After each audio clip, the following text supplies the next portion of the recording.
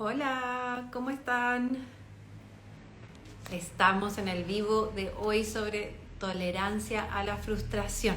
Voy a empezar diciendo que el título tolerancia a la frustración lo puse porque es la forma más popular que tenemos de referirnos a esta situación o a este problema, pero siento que la palabra tolerancia a la frustración es una expectativa que ponemos sobre los niños y sobre las personas en general que a veces no está como muy bien dirigida y no queda muy claro qué es lo que queremos. Normalmente las mamás, cuando hablamos de tolerancia a la frustración como un problema de nuestros hijos, decimos que nuestros hijos se enojan mucho, que querríamos que no se enojaran tanto cuando algo no les resulta, cuando no cumplen con sus metas, cuando están en una actividad, en una tarea y no les sale. Entonces se enojan o se rinden y la dejan botada y se van a otra cosa. Y yo vengo aquí un poco a desarmar este tema de que esta obligación y esta sensación de que tenemos que construir tolerancia a la frustración en los niños. Desde mi opinión, no hay que construirles tolerancia a la frustración y en este vivo voy a explicar por qué. La frustración es una emoción que tenemos todos y también la tenemos los adultos. La frustración es esta rabia que se genera cuando estamos tratando de hacer algo, cuando hay algo que queremos hacer y que no nos resulta, que no logramos conseguirlo. Desde el punto de vista energético, la frustración es una mezcla de energías que tienen que ver con la rabia y también energías de rigidez que se presentan la mayoría de las veces en la cabeza, que tienen que ver con esta idea que tenemos de que deberíamos poder hacerlo, o esta idea de que hay un resultado específico que queremos conseguir y que no lo estamos consiguiendo. Esas son las energías que se mueven en este tema de la frustración. Ahora, como todos tenemos frustración y todos nos frustramos, y la frustración es una emoción sana que nos ayuda a darnos cuenta de que tenemos una meta y que quizás no la estamos logrando, pero queremos llegar a alguna parte. Entonces, el ideal, en vez de tratar de enseñar tolerancia a la frustración a los niños, es decidir qué queremos mostrarles. ¿Qué queremos que ellos cultiven y que desarrollen? ¿Qué virtudes, qué cualidades, qué habilidades queremos que desarrollen en vez de esa frustración y como tránsito después de esa frustración en el largo plazo en sus vidas? Y entonces mi propuesta es que les enseñemos a tener paciencia, ¿sí? Que les enseñemos a disfrutar el proceso más que el resultado en sus vidas. Y que les enseñemos a que todo es un aprendizaje y que los errores son parte de ese proceso y de ese camino de aprendizaje. Entonces, yo primero que nada les propongo que cambiemos eso. Dejemos de hablar de enseñarles a tolerar la frustración, a que se enojen menos y más enseñarles a tener paciencia, a disfrutar el proceso, a no enfocarse tanto en los resultados.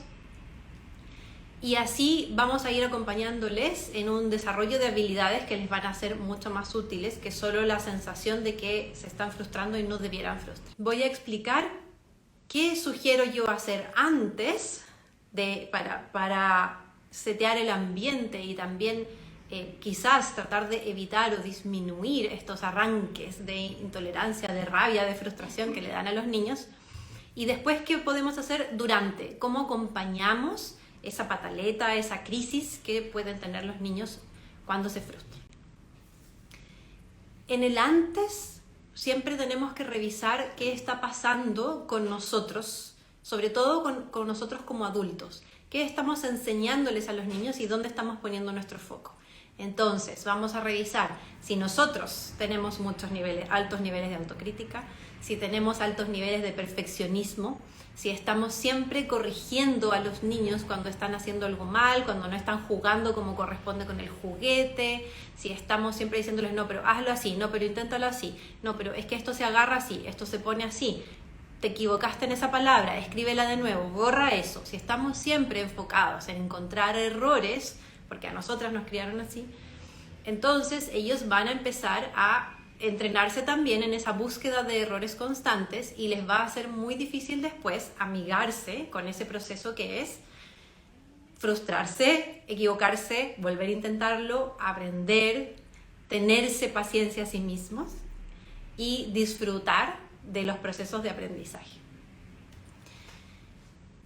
También es bueno que prestemos atención a cómo nos estamos tratando nosotras cuando nosotras nos equivocamos y qué decimos, cuál es nuestro discurso, si nos enojamos mucho también nosotras cuando nos equivocamos, si nos autoagredimos o nos autorreprochamos en voz alta, sobre todo en frente de los niños cuando nosotras cometemos algún error.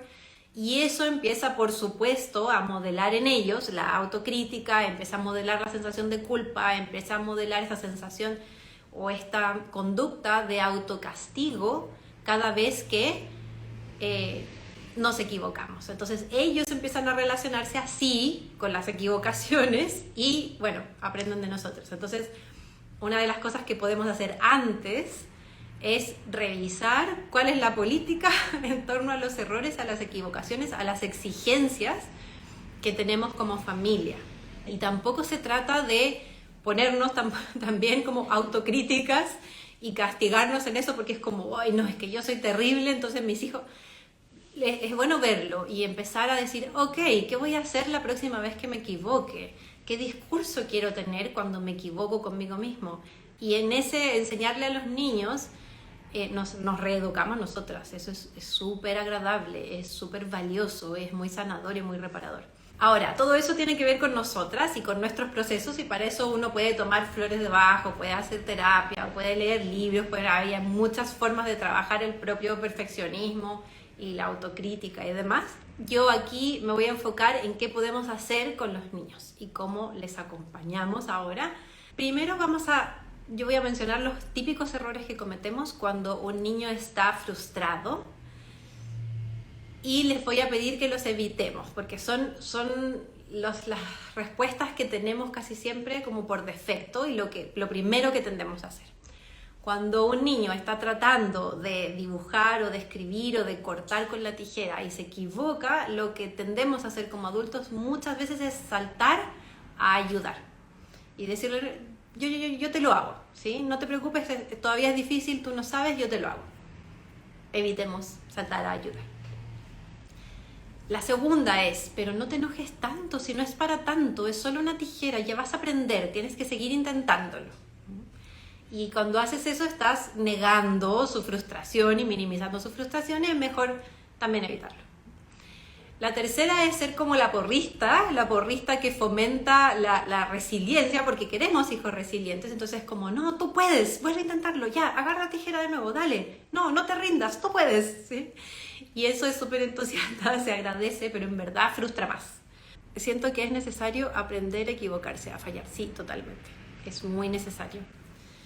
Es parte de este aprendizaje también, aprender a equivocarse, en que entendamos que el error es parte del proceso de aprendizaje y es parte del proceso de mejora, y nadie nunca deja de equivocarse porque tú aprendes algo y alcanzas el nivel que querías y después sigues mejorando, y esas mejoras son a partir de errores. Cada vez quiero hacerlo mejor, si algo me apasiona, si algo me gusta. Una frase que se usa mucho en terapia es reconocer que los errores no son fracasos.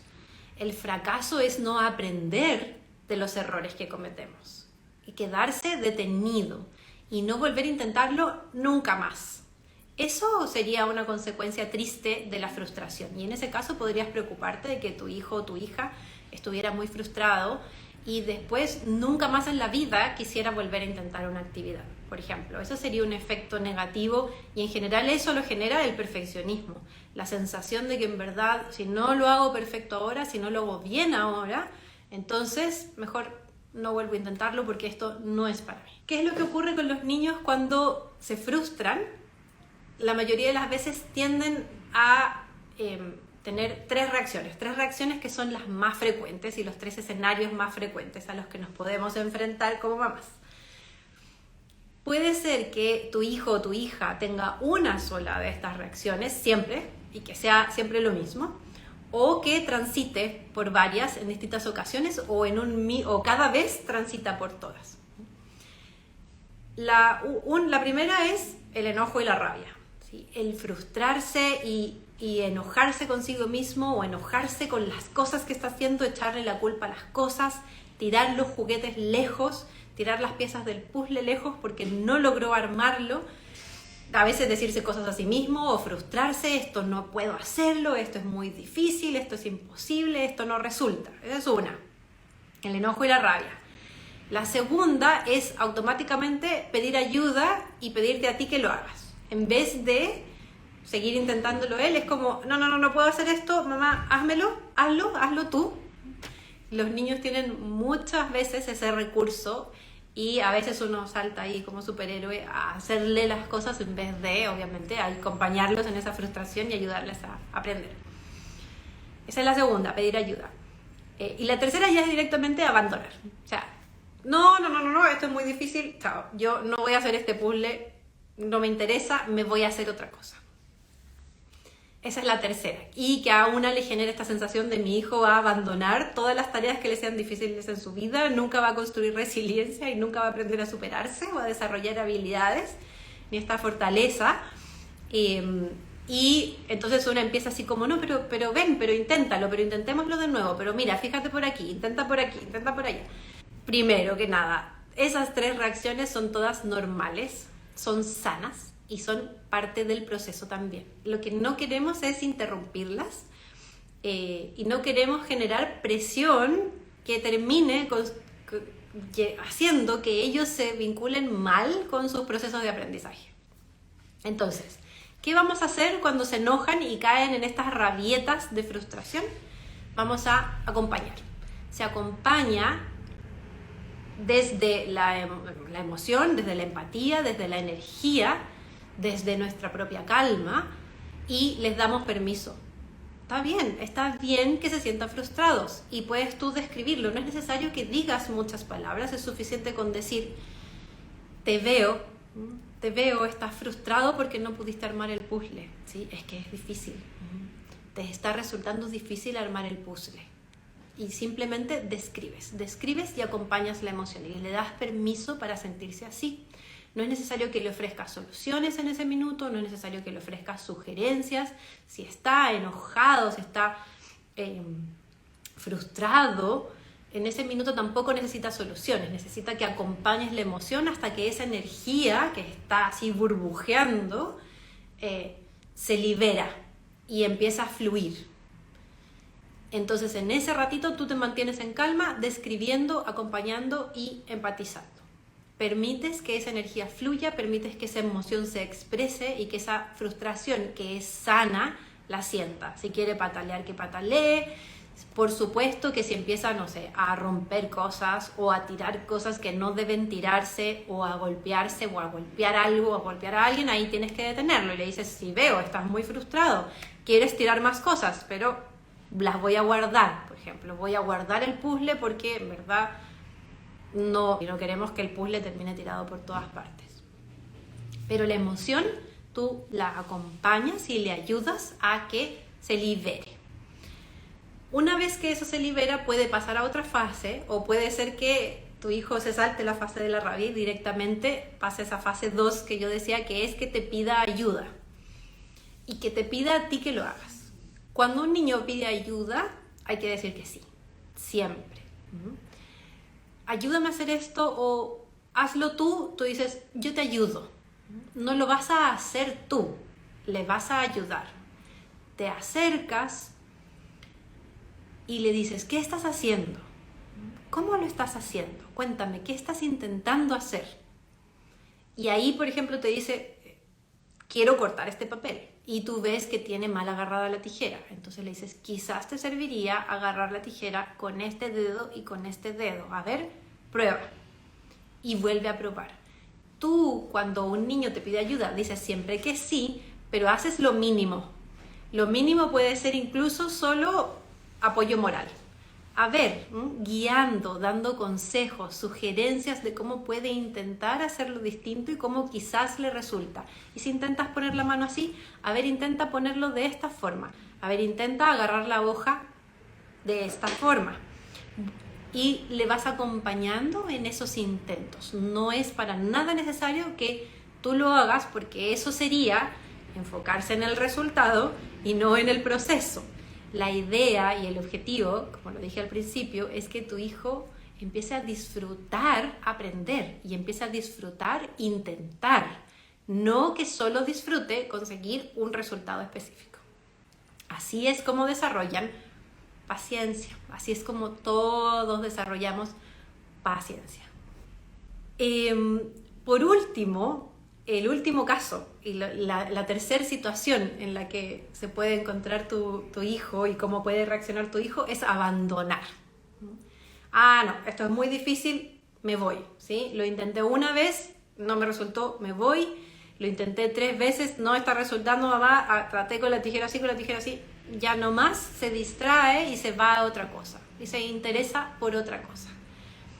Y ahí, nuevamente, tú mantienes la calma y te recuerdas a ti misma que no es malo abandonar, no es malo cambiar de tarea, no es malo darse respiros y recreos en un proceso de aprendizaje. No es necesario que aprenda hoy a usar esa tijera.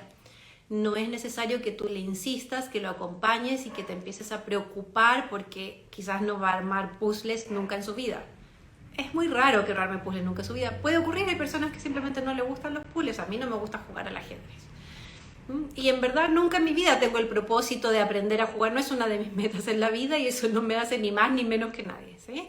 Entonces, y no significa que yo sea poco resiliente o poco paciente o poco perseverante. Hay cosas que me interesan y hay cosas que no me interesan. Entonces, cuando abandona, tú le dejas abandonar.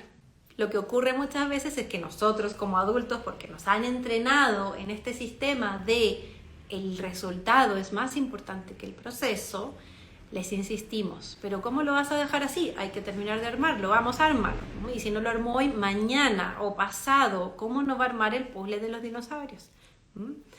Y la verdad es que ahí nosotros tenemos que trabajar en nosotros y dejar que ellos tengan sus procesos. Recordar que lo importante es que disfrute ese proceso de aprendizaje, que disfrute el intentar y que no resulte, y después volver a intentarlo cuando se le vuelva a dar la gana. Finalmente, la idea más importante es que la frustración es sana, que esa rabia es sana, que la energía de la frustración va a generar daño, por decirlo así, o puede llegar a generar problemas y volverse conflictiva en el largo plazo cuando se rigidiza. Y se rigidiza cuando hay mucha presión, cuando hay mucha exigencia, cuando hay perfeccionismo, cuando hay culpas, cuando hay críticas. Ahí es cuando esa energía de frustración empieza finalmente a rigidizarse, a activarse y combinarse con sensaciones de vergüenza, con sensaciones de culpa, y ahí empieza a ser un problema en el largo plazo. Pero la frustración en sí es natural, es normal, es sana.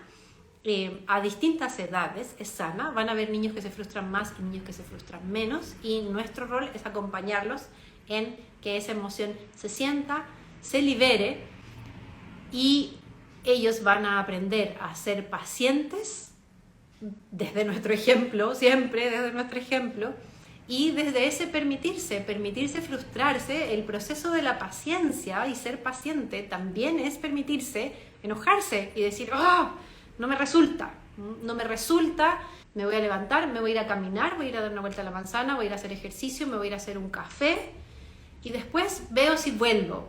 Y cuando tenga mi mente nuevamente renovada, enfocada, lista, motivada, vuelvo.